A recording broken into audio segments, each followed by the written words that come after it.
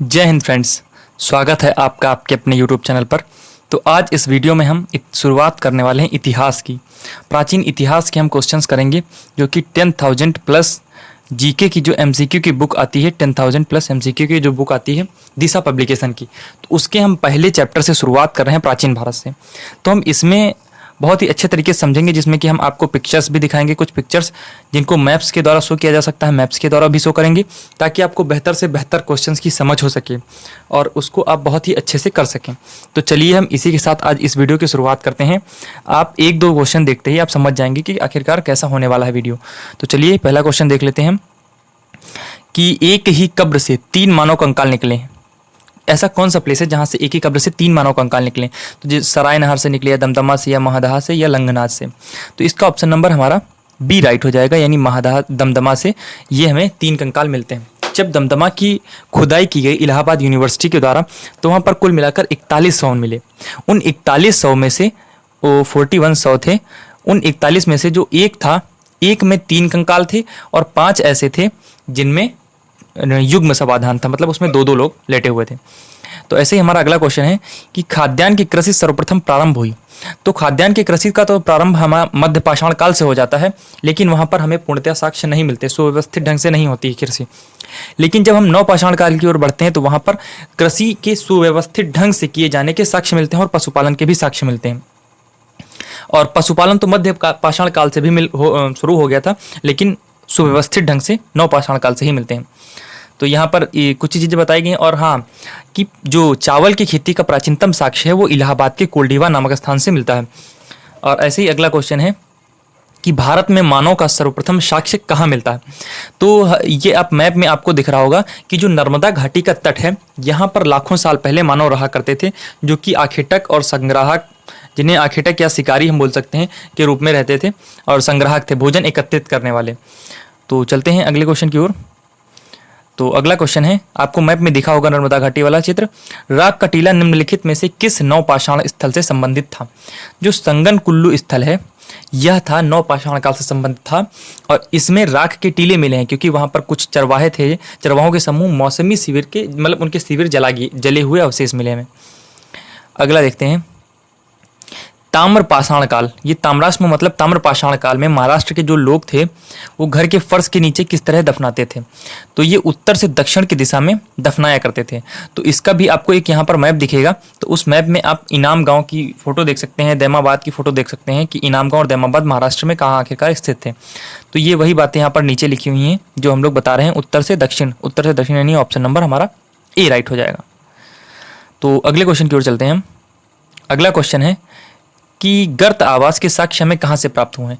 तो जैसे ही आपके सामने कोई क्वेश्चन आएगा तो उसके बगल में या उसके बाद में थोड़ा सा आगे पीछे मैप आएगा, जिससे कि आपको उसकी लोकेशन का पता रहे, क्योंकि लोकेशन से भी कभी कभी क्वेश्चन आते हैं। गर्त आवास के साक्ष्य हमें बुर्जहोम से प्राप्त होते हैं, जो कि जम्मू कश्मीर के श्रीनगर से हमें प्राप्त होते हैं मेनली। तो वहाँ पर एक ऐसा भी कंकाल मतलब शव मिला है जिसमें कि एक इंसान के साथ एक कुत्ता दफनाया गया था। तो इससे भी हमें एक साक्ष्य मिलता है कि वहाँ पर कुत्ते को पालतू बनाया जाता था। तो अगला क्वेश्चन देखते हैं, निम्नलिखित में से कौन सा अन्न मनुष्य द्वारा सबसे पहले प्रयोग होने वालों में से एक था? तो जैसा कि आपने पढ़ा होगा कि ईरान और पूर्वी भूमध्य सागर जो है उसके मध्य मतलब जो बीच का पार्ट था, यानी पश्चिमी एशिया में सबसे पहले जौ की खेती आरंभ हुई। फिर जौ की खेती के बाद फिर वहीं पर लगभग तो मेहरगढ़, जो आपने सुना होगा कई बार मेहरगढ़, तो वहाँ पर गेहूं की खेती आरंभ होती है। और इसी प्रकार 6000 ईसा पूर्व मक्का की खेती आरंभ होती है। 7000 ईसा पूर्व के पास चीन में भी मतलब चावल की खेती आरंभ होती है। तो चलते हैं अगले क्वेश्चन की ओर। किस राज्य के मेकाला बेंची स्थल से नव पाषाण काल से मेगालिथिक काल के पेट्रोग्लाइफस यानी पत्थर पर जो उत्कीर्ण किया जाता है के साक्ष्य प्राप्त हुए हैं? तो ये हमारे आंध्र प्रदेश से प्राप्त होते हैं। मेकाला बेंची जो है वो कुर्नूल जिले में स्थित है, और आपने कुर्नूल की गुफाएं पढ़ी होंगी जो कि पूरा पाषाण काल में थी। तो वो नव पाषाण काल में वहाँ से हमें साक्ष्य मिलते हैं। तो इसका भी मैप आप देख सकते हैं सामने। अगला क्वेश्चन देखते हैं, निम्नलिखित में से एक संस्कृति ने अपने मृदभांडों को सर्वप्रथम चित्रित किया? तो जैसा कि आप जानते हैं कि हमें ताम्रपाषाण काल में भी कुछ मृदभांड चित्रित मिलते हैं, लेकिन जो एक प्रथा आरंभ होता है ये हो जाती है एक परंपरा के तरीके। तो उस परंपरा के तरीके हमें इस यानी लौह युग में इस तरह की परंपरा देखने को मिलती है कि हमें चित्रित मृदभांड ही मिलते हैं देखने को। तो चलते हैं अगले क्वेश्चन की ओर। अगला क्वेश्चन क्या है कि सिंधु घाटी सभ्यता से रिलेटेड है क्वेश्चन। सिंधु घाटी सभ्यता यानी पहला बोलता है क्वेश्चन कि लोथल, इसको सुमेलित करना है। तो लोथल तो सही बात है कि लोथल एक प्राचीन गोदी क्षेत्र था, या हम इसे गोदी बाड़ा भी बोलते हैं, बंदरगाह भी बोल सकते हैं। जो सारनाथ था इसमें बुद्ध का धर्म, पहला धर्म उपदेश था, बिल्कुल राइट। मतलब बुद्ध, जो भगवान बुद्ध थे, उन्होंने अपना पहला उपदेश सारनाथ में दिया था। और ये जो राजगीर में अशोक का सिंह स्तंभ है, तो ये हमारा गलत हो जाता है, क्योंकि राजगीर में नहीं, सारनाथ में अशोक का सिंह स्तंभ शीर्ष स्थापित है। और अगला है 4th नंबर, नालंदा, बौद्ध का अधिगम का महान पीठ। तो ये भी हमारा राइट है, यानी 1 2 4 राइट है, 3 हमारा गलत हो जाता है। तो इसलिए ऑप्शन नंबर हमारा सी राइट होगा।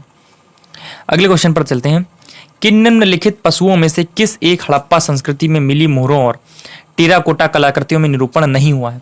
तो जैसा कि आप जानते हैं कि हमें वहां से हर तरह की मोहरें मिली हैं, तो वहां पर सिर्फ एक चीज नहीं है, गाय। वहां पर गाय के साक्ष्य नहीं मिलते हैं। गाय के साक्ष्य तब मिलते हैं जब ऋग्वैदिक काल आरंभ हो जाता है, तो वहां पर गाय की महत्वता बढ़ जाती है। और उसी में आप देखते हैं कि गाय के लिए युद्ध भी होने लगता है। यहाँ पर शेर, बाघ, इन सब की, मतलब शेर, बाघ, हाथी, इन सब की हमें फोटो मिलती है उनके सिक्कों पर, लेकिन गाय की फोटो नहीं मिलती है। तो इसलिए हमारा ऑप्शन नंबर ए राइट हो जाएगा। अगले क्वेश्चन की ओर चलते हैं। सूची 1 को सूची 2 से सुमेलित करना है। तो जैसा कि पहला दिया हुआ है कि लोथल को हमें मिलाना है, तो ए का 2 और कालीबंगन से आप जानते हैं कि हमें जुता हुआ खेत मिलता है, तो बी का 1। तीसरा धौलावीरा।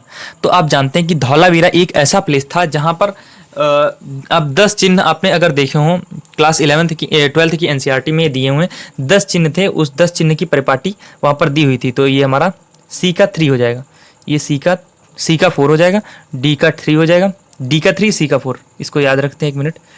सी का 3, डी का 4, सी का 3, डी का 4 और ए का 1, आई थिंक ए का 1 नहीं, ए का 2। तो इसका ऑप्शन नंबर हमारा डी राइट हो जाएगा। तो आप मैच कर सकते हैं। अब आंसर तो बता ही दिया, तो चलते हैं अगले क्वेश्चन की ओर। नहीं है नीचे अगला क्वेश्चन हमारा दिया हुआ है कि सिंधु घाटी सभ्यता के संदर्भ में हमें इसकी बात करनी कि क्या क्या सही थे, क्या गलत थे। तो पहला बोलता है यह प्रमुखता लौकिक सभ्यता थी। तो यही बात है, ये बहुत ही बढ़िया सभ्यता थी, पहली भारतीय सभ्यता जो कि शहरी सभ्यता थी। और उसमें धार्मिक तत्व तो अवेलेबल था, लेकिन वर्चस्वशाली नहीं था।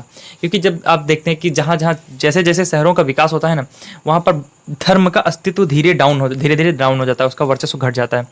तो हमारा ऑप्शन नंबर 1 भी राइट है, मतलब पहला क्वेश्चन।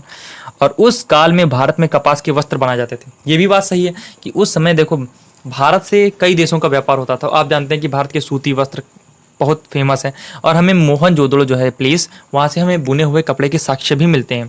तो इसलिए हमारे दोनों कथन सही हैं, इसलिए हमारा ऑप्शन नंबर सी राइट हो जाएगा। चलते हैं अगले क्वेश्चन की ओर। निम्नलिखित में से कौन सा या कौन से लक्षण सिंधु घाटी सभ्यता के लोगों का सही चित्रण करते हैं। उनके विशाल महल और मंदिर होते थे, और दूसरा है वे देवी और देवताओं दोनों की पूजा करते थे। तो जैसा कि आपने देखा कि एक कांसे की मूर्ति हमें वहाँ से मिलती है, तो जिसको हम मानते हैं कि देवी की मूर्ति, और देवता जैसे कि आपने एक मूर्ति देखी पशुपतिनाथ जी की मूर्ति, तो उसको भी आपने देखा कि पशुपतिनाथ, मतलब उनका नाम दिया जाता है कि वो पशुपतिनाथ यानी जो हमारे समय के भगवान शिव हैं, तो उनके आधार पर उनको माना जाता है कि वो पशुपतिनाथ हैं, क्योंकि उनके आसपास जानवरों के चित्र मिलते हैं। तो आप पशुपतिनाथ की भी फोटो देख सकते हैं। और उनके विशाल मंदिर तो नहीं हुआ करते थे, और उन विशाल जो महल थे ना, मंदिरों से भी तो विशाल तो वो थे अन्नागार, जिन पे अनाज कलेक्ट किया जाता था। तो आपने सब जाना होगा कि अन्नागार जो है मोहनजोदड़ो का सबसे बड़ा अन्नागार है। तो इस तरीके से हमारा पहला गलत हो जाता है, दूसरा हमारा सही हो जाता है। और तीसरा देखते हैं, ये युद्ध में घोड़ों द्वारा खींचे गए रथों का प्रयोग करते थे। तो पहली बात तो ये लोग युद्ध से परिचित ही नहीं थे। जो सिंधु घाटी सभ्यता वाले लोग थे, ये युद्ध से परिचित ही नहीं थे, इसलिए हमारा ऑप्शन नंबर 3 भी गलत हो जाता है। केवल दूसरा कथन हमारा सही, इसलिए ऑप्शन नंबर बी राइट है। चलते हैं, इसमें कुछ जानकारी दी हुई है, तो आप देख सकते हैं वही सेम जानकारी। सिंधु घाटी सभ्यता के लोगों को विशाल महल और मंदिर नहीं थे। ये सारी वही बातें हैं। तो चलते हैं, बल्कि हाँ, ये बहुमंजिला भी बना सकते थे घर, क्योंकि जो सिंधु घाटी सभ्यता है उसमें जीने के भी साक्ष्य मिलते हैं। मतलब जब अभी आप फोटो यहाँ पर सामने देख सकते हैं कि वहाँ पर जीने भी बने हुए हैं, तो जीने की भी व्यवस्था थी। तो मतलब एक मंजिल के ऊपर दूसरी मंजिल भी बन सकती है, इस तरह का घर। अगला है विशाल स्नानागार कहाँ से मिला है। तो आप जैसा कि जानते हैं कि विशाल स्नानागार हमें यहीं से मिलता है, मोहनजोदड़ो से। तो इसका ऑप्शन नंबर हमारा डी राइट हो जाएगा। हमें मोहनजोदड़ो से इसका एकदम देखो पूरा साइज वाइज दे रखा है कि कितने साइज का मिला है, कि 11.88 मीटर लंबा, 701 मीटर चौड़ा और 2.43 मीटर गहरा विशाल स्नानागार मोहनजोदड़ो से मिला है। यह विशाल स्नानागार धर्म के अनुष्ठान संबंधी स्नान के लिए था। मार्शल ने इसे तत्कालीन विश्व का एक आश्चर्यजनक निर्माण कहा। तो अगला देखते हैं, सिंधु घाटी सभ्यता की लिपि कौन सी है। तो जैसा कि आप जानते हैं कि सिंधु घाटी सभ्यता में जो चीज़ें लिखी गई थी उन्हें आज तक नहीं पढ़ा जा सका है, तो हमें उनकी लिपि के बारे में कोई जानकारी नहीं। इसका ऑप्शन नंबर हमारा डी राइट हो जाएगा, यानी उनकी लिपि जो थी अज्ञात है।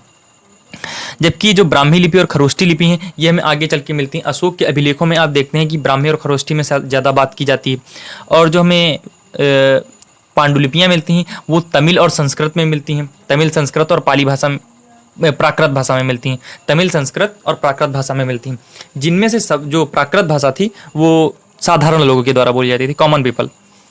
अगला क्वेश्चन देखते हैं हम लोग। तो देखते हैं कितना टाइम हो गया, 10 मिनट। तो ये 3 क्वेश्चन और देखेंगे, 10 के बाद फिर हम अगले दिन क्वेश्चन करेंगे। सिंधु घाटी सभ्यता के लोग किस देवी देवता की पूजा करते थे।